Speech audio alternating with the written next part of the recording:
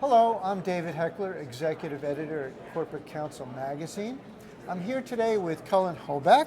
Welcome. Thanks. He is a documentary filmmaker, made a movie called Terms and Conditions May Apply, which was released last July and is available on Vimeo and all the other usual suspects, and soon to be released on Netflix. I recommend it. Now, we had a talk about what your movie's about, but isn't it really about the ambivalence of Americans? I mean, we're people who want to go out and have a big meal one night and chase it with a dietary supplement the next morning. Isn't that who we all always have been? So we have this tremendous ambivalence about wanting to share, wanting what we want when we want it, but then all of a sudden feeling invaded as if we really had privacy that we could protect. Ambivalence. In order to be ambivalent, you would have needed to know that it was going on.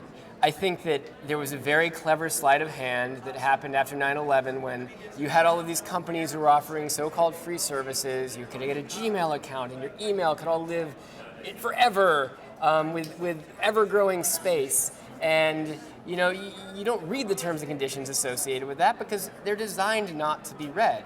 So to really blame the consumer or to say that it's ambivalence that led to this situation where now we're saying, well, we want some privacy back is kind of unfair, because once you've indoctrinated yourself in one of these systems, you're in it. It's really hard to extract your information. These companies like Facebook, they make it impossible to get your information from them. You're trapped.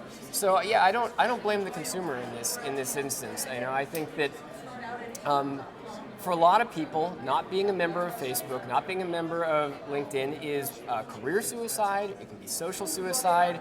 You're basically taking yourself out of the evolutionary food chain by disregarding them. So we have to look towards innovative solutions, and we need to look towards some legislative fixes as well. What are the legislative fixes you'd like to see? Well, I'd like to see a right to know and a right to control. So essentially, I think that anybody should have the right to know what information a company has stored on them. We don't have that right at this moment.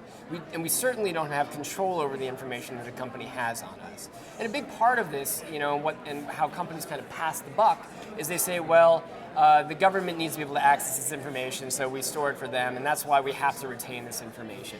And that's where the legislative fixes can also come in, is changing the authority of the government and the requirement for data retention to something different, to lesser periods of time, and to saying, actually, this information is owned by the individual. They should have control over it. Okay. Thank you, Cullen Hoback, for joining us today.